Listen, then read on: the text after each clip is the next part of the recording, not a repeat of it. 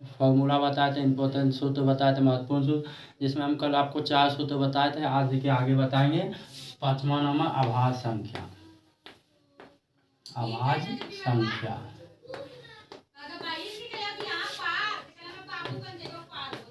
वैसी संख्या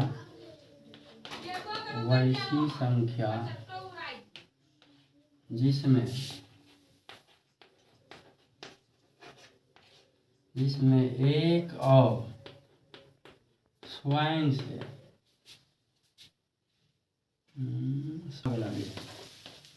भाग लगे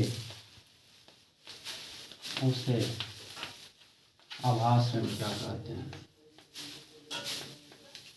अभाज्य संख्या कहते हैं।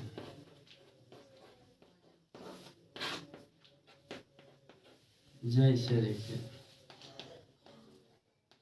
जैसे हो गया दो देखिए, 2 में एक और अपने आप, यानी 2 से ही भाग लगेगा और 1 से, तो ये क्या हो गया अभाज्य संख्या। 3 4 देखिए, 4 हम नहीं ले सकते, क्या 4 में देखिए 1 से भी भाग लगेगा, 2 से भी भाग लगेगा, 4 से भी भाग लगेगा, तो ये अभाज्य संख्या नहीं है। क्या कि इसमें एक और अपने आप से अगर भाग लगता तो ये अभाज्य होता, नहीं लगा तो नहीं हुआ। ठीक है, तो 5 देखिए, 5 में क्या है, 1 से भाग लगेगा और अपने आप से भाग लगेगा, तो ये अभाज्य संख्या है। फिर 6 देखिए, 6 में 2 से भी भाग लगा, 3 से भी भाग लगा, 1 से भी लगा, 6 से भी, तो वो अभाज्य संख्या नहीं होगा। फिर 7 हो जाएगा, 9 नहीं होगा, 8 भी नहीं होगा, 11 हो जाएगा, फिर 13 हो जाएगा। इसी तरह वैसा संख्या, यानी ये भी अनंत तक, जहाँ तक आप जा सकते हैं। ठीक है, वैसा संख्या जिसमें एक से और अपने आप से भाग लगे, यानी स्वयं से भाग लगे, उसी को हम क्या बोलेंगे अभाज्य संख्या। छठा देखिए, छठा आ जाएगा भाज्य संख्या। भाज्य संख्या वैसी संख्या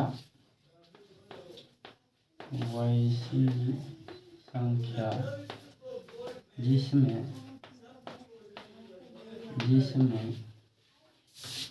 एक से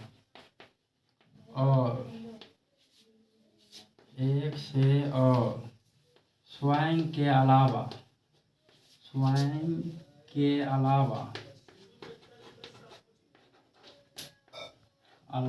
किसी और संख्या से भाग लगे,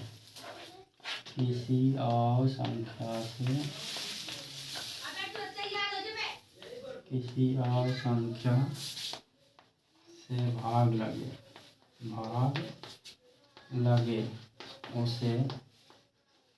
उसे भाज्य संख्या कहते हैं।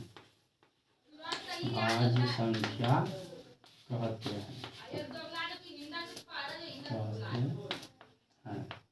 जैसे देखिए, भाज्य संख्या में क्या होगा, वैसा संख्या जिसमें एक से और अपने आप के अलावा भी किसी और संख्या से भाग लगे। जैसे देखिए 4 होगा, 2 नहीं होगा, 1 नहीं होगा, 3 नहीं होगा, कि 2 में देखिए अपने आप से और 1 से भाग लगता है, ये तो अभाज्य है। 4 में देखिए 2 से भाग लगेगा, 1 से लगेगा, अपने आप से लगेगा, 5 नहीं होगा। 6 देखिए, 6 में 2 से भी भाग लगेगा, 3 से भी, 1 से भी, ये क्या है भाज्य संख्या। वैसा संख्या जिसमें अपने आप और 1 के अलावा भी किसी और संख्या से भाग लगे, उसे हम क्या कहेंगे भाज्य। 8 हो जाएगा, 10 हो जाएगा, 5 नहीं होगा, 11 नहीं होगा, 12 हो जाएगा, 13 नहीं 14 हो जाएगा। इसी तरह ठीक है, अनंत तक आप जहाँ तक सोच सकते हैं। ठीक है, इसके बाद देखिए हम इसके अगले पेज पे आगे आपको हम बताएं और महत्वपूर्ण सूत्र है। देखिए भाज्य संख्या के बाद अगला 7 नंबर में आप लोग को सीखना है पूर्णांक संख्या, जिसको हम लोग अंग्रेजी में इंटीजर भी कहते हैं। ठीक है, ये पूर्णांक संख्या वैसी संख्या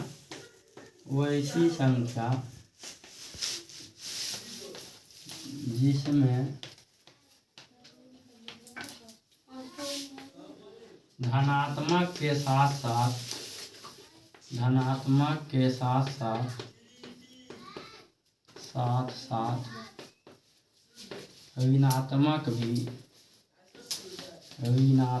संख्या भी शामिल रहता है।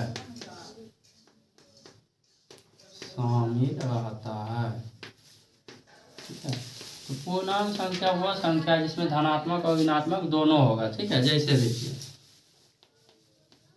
जैसे में क्या हो जाएगा, 1 -1 2 -2 3 4 5 प्लस का हो गया, माइनस वाला भी इसको हम लिख सकते हैं। ठीक है, आप जितना भी माइनस प्लस दोनों में लिख सकते हैं। 10 10 मतलब आप जहाँ तक सोच सकते हैं लिख सकते हैं। ठीक है, ये हो गया पूर्णांक संख्या। पूर्णांक संख्या में धनात्मक ऋणात्मक दोनों होता है। 8 नंबर में देखिए आप लोग को बताया हम वास्तविक संख्या। वास्तविक संख्या, वास्तविक संख्या,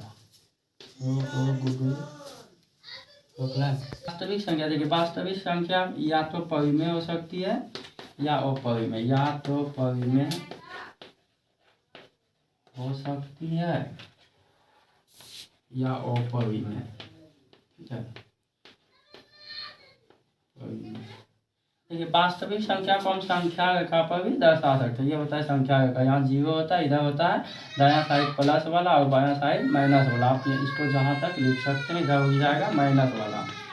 ठीक है, तो माइनस वाला को हम लोग ऋणात्मक कहते हैं और प्लस वाला को धनात्मक। ये हो गया ऋणात्मक, ऋणात्मक हो गया। प्लस वाला को हम क्या कहते हैं, धनात्मक। ठीक है, इसको देखिए हम लोग बायां साइड भी बोलते हैं। ऋणात्मक वाला बायां साइड होता है और जबकि धनात्मक दायां साइड होता है। ठीक है, इसके बाद देखिए आपको अभी हम बताएंगे परिमेय क्या होता है और अपरिमेय क्या होता है। वास्तविक संख्या या तो परिमेय हो सकता है या अपरिमेय, और जो भी संख्या रेखा पर होता है उसको हम लोग वास्तविक संख्या कह सकते हैं। ठीक है, आगे हम देखिए अभी 9 नंबर में आपको हम बताएंगे परिमेय क्या होता है और अपरिमेय क्या होता है।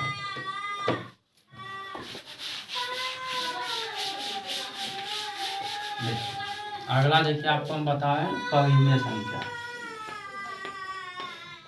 परिमेय संख्या को हम लोग रेशनल नंबर भी कहते हैं। परिमेय संख्या,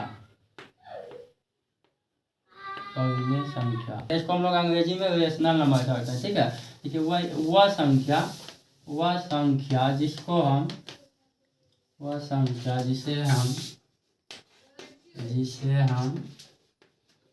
P/Q के रूप में लिख सकते हैं। P/Q के रूप में लिख सकते हैं, उसे हम क्या कहेंगे, परिमेय संख्या कहेंगे। जैसे देखिए, जैसे हम देखिए 2 ले लीजिए, 3 ले लीजिए, 0 ले लीजिए, 4 ले लीजिए। देखिए इसके नीचे हम एक अपने आप लगा सकते हैं। ये आप लोग को पता होगा, नहीं पता है तो कोई भी संख्या है ना उसके नीचे हम अपने से एक लगा सकते हैं। तो देखिए P/Q, अब P और Q जो है पूर्णांक होगा। जहाँ P, Q क्या होगा, पूर्णांक होगा। P, Q कोई पूर्णांक होगा। ठीक है, पूर्णांक मतलब कोई पूरा अंक होगा, यानी कोई संख्या होगा। ठीक है, और Q 0 के बराबर नहीं होगा। Q जो है 0 के बराबर नहीं होगा। तो ये देखिए Q 0 के बराबर है, जैसे 0 एक परिमेय संख्या। कैसे, तो 0/1, किसी भी संख्या के नीचे हम एक लिख सकते हैं। ठीक है, देखिए Q 0 नहीं है, P/Q के रूप में इसको हम P बोल सकते हैं, इसको Q। जैसे 0/1 तो ऊपर वाला P हो गया, नीचे वाला Q हो गया। इसको हम लोग अंश भी कहते हैं, इसको हम लोग अंश भी कहते हैं। इसको हर, अंश को हम लोग नोमेरेटर बोलते हैं और हर को डिनोमिनेटर बोलते हैं। ठीक है, आगे देखिए आपको हम बता रहे अपरिमेय संख्या। अपरिमेय संख्या, अपरिमेय संख्या, इसको हम लोग अंग्रेजी में बोलते हैं इरेशनल नंबर। क्या बोलते हैं, इरेशनल नंबर। देखिए वह संख्या जिसको हम P/Q के रूप में नहीं लिख सकते हैं, वह संख्या जिसे हम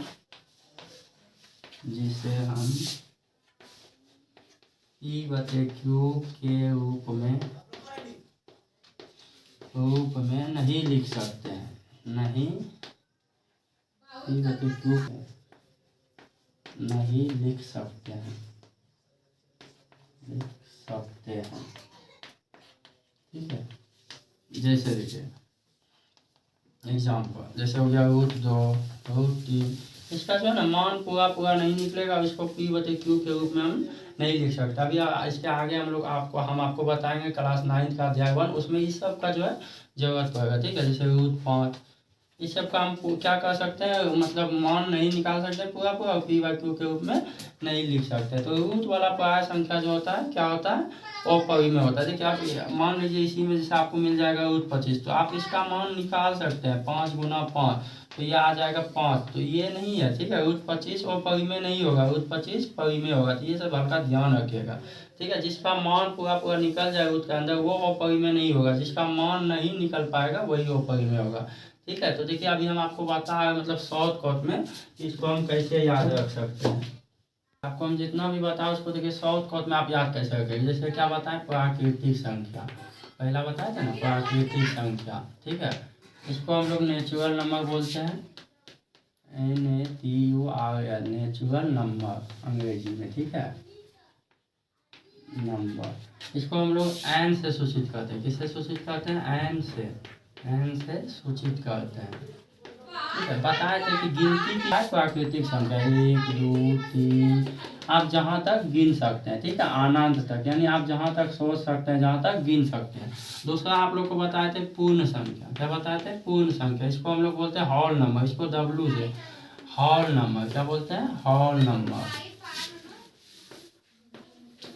इसको W से सूचित किया जाता है। किससे सूचित किया जाता है? W से सूचित किया जाता है, यानी W से दिखाया जाता है। अगर कहीं लिखा होगा W बराबर तो समझिए वो हॉल नंबर लिखा है। इसमें हम आपको क्या बताए थे, इसका देखिए एग्जांपल, इसका एग्जांपल बताए थे कि अगर नेचुरल नंबर में शून्य को मिला दिया जाए तो क्या बनेगा? Hall number. तो देखिए ये कहाँ से चालू होगा? 0 से, ठीक है। नेचुरल में प्राकृतिक संख्या में अगर शून्य को हम जोड़ दिए तो वो क्या बना? पूर्ण संख्या। इसी तरह आप इसमें भी जहाँ तक लिख सकते हैं, इसमें भी अनंत तक, ठीक है। तीसरा आपको हम बताए थे सम संख्या, ये पहला, ये दूसरा। तीसरा बताए थे आपको हम सम संख्या। इसको देखिए अंग्रेजी में हम क्या कहते हैं? Even number. क्या कहते हैं? Even number. Even number. इसको ई से सूचित करते हैं। किससे सूचित करते हैं? ई से, ठीक है। इसमें क्या बताए थे, देखिए जिसमें 2 से पूरा भाग लगे, 2 से पूरा भाग लगे उसे हम इवेन नंबर कहते हैं। जैसे 2 4 6 8 10। और देखिए एक आपको शॉर्ट ट्रिक बताए थे, जिस संख्या के लास्ट में 2 हो 4 हो 6 हो 8 हो 0 हो, उसमें क्या होगा? 2 से पूरा भाग लगेगा। जिस संख्या के लास्ट में इस सब में से कोई सा हो उसको हम इवेन नंबर बोल सकते हैं, ठीक है। चौथा बताया था आपको हम विषम संख्या। क्या बताए थे? विषम संख्या। इसको हम लोग अंग्रेजी में ओड नंबर कहते हैं। क्या कहते हैं? ओड नंबर, ठीक है। इसको ओ से दिखाते हैं, इसको ओ से सूचित करते हैं। किससे सूचित किया जाता है? ओ से। इसमें हम आपको क्या बताए थे, जिसमें 2 से पूरा भाग नहीं लगे उसे हम क्या कहते हैं? विषम संख्या या ओड नंबर। जैसे 3 हो गया, 5 हो गया, 7 हो गया, 9 हो गया, 11 हो गया, इसी तरह अनंत तक, या जहाँ तक आप सोच सकते, ठीक है। जिसमें 2 से पूरा भाग ना लगेगा वो क्या होगा? विषम संख्या। अगला देखिए हम अभी बता रहे हैं भाज्य संख्या और अभाज्य संख्या। इसके बाद देखिए आपको हम बता रहे हैं भाज्य संख्या।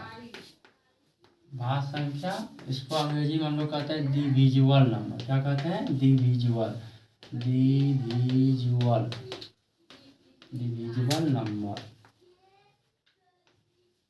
नंबर, ठीक है। इसमें हम आपको क्या बताए थे, वैसा संख्या जिसमें एक से अपने आप के अलावा और भी संख्या से भाग लगे। जैसे बताए थे 4 6 8 10 9, ये सब क्या है? अभाज्य संख्या, डिविजिबल नंबर है, ठीक है। इसके बाद अगला देखिए, अगला आपको बताए थे अभाज्य संख्या। क्या बताए थे? अभाज्य संख्या। इसको हम लोग बोलते हैं प्राइम नंबर। क्या बोलते हैं? प्राइम नंबर,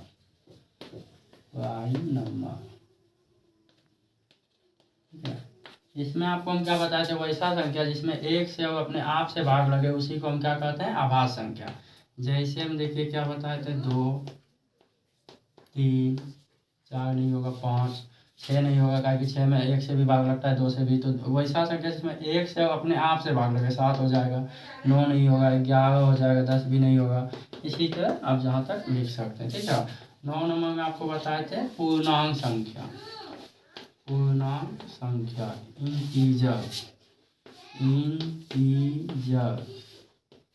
इंटीजर नंबर, ठीक है,